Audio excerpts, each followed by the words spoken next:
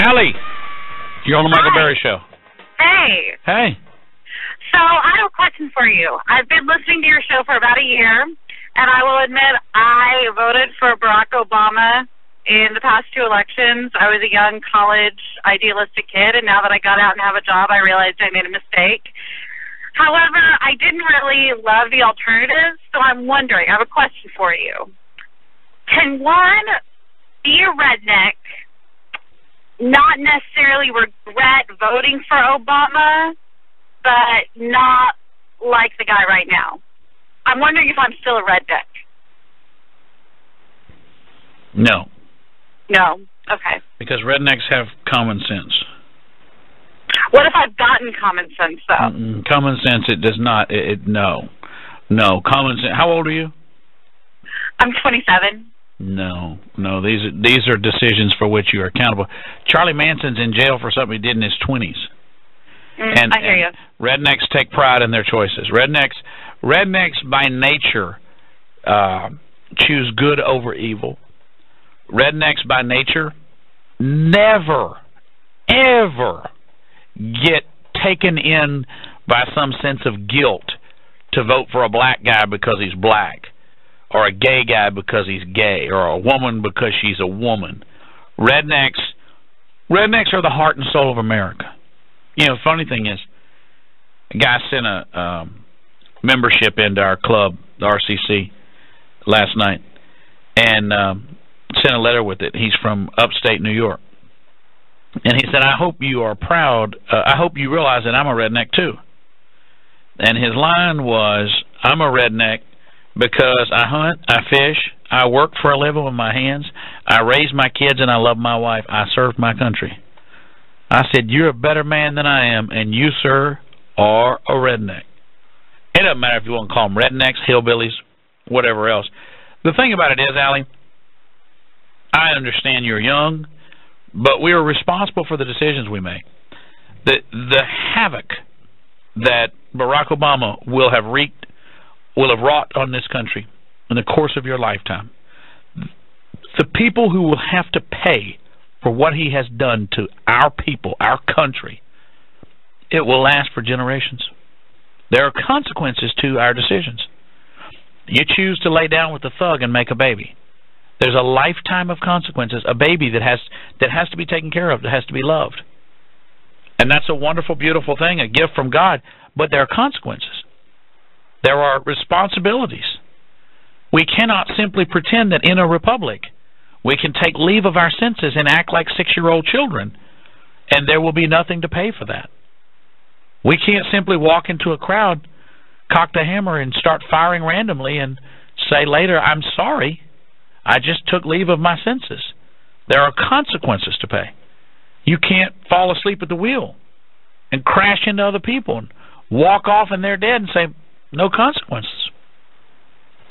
Barack Obama is willfully destroying the American economy. He is willfully reducing the position of America in the world. He is aggressively insulting, attempting to eat out the heart and soul of the American people. He is using the most powerful bully pulpit in the world to attempt to reduce the dignity of America and its people and its heritage. These are not light matters. This isn't choosing Milky Way over Snickers. You can get over that. This isn't choosing to go out with Billy instead of Sam. You can get over that.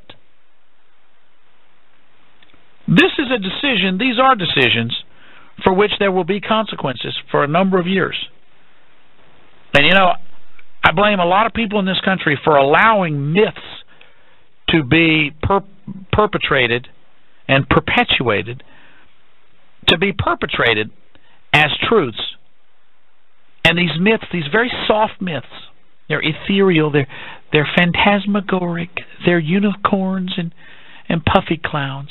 And that is that we're all really the same, and we all really want the same things. And, you know, everybody's doing the best they can. Some people aren't doing quite as well as everybody else, and we got to pitch in and help them. And you know, Barack, he's going to do the best he can. And no, he's not perfect, but he's trying. And he gives a pretty speech, and he likes people. Not true. He doesn't like people at all. He doesn't like people at all. He ridiculed the people of this country for whom faith is important. Little old ladies rubbing their rosary beads. World War II veterans down on their knees praying to their God. People for whom the gun under their bed or in their side table or under their pillow is the only comfort they have from the thugs roaming the streets. Imagine how scared they are. Can you imagine how scared old people are that live out in the country? That if some thug comes busting through their window, what would be done? What would be their last moments on this earth? And they have a gun to protect them from that? And they've never shot anything with it? And they're bitterly clinging to guns and God because they don't love His Chicago vision for this world? What level of hatred? What level of cruelty? This is a man who had the audacity to say of people who've given up their Fridays, their Saturdays, their Sundays, who never took vacations because they built their small business so their kids could have a better life, and he told them they didn't build them? This isn't giggle stuff. This isn't cute. These aren't honest mistakes.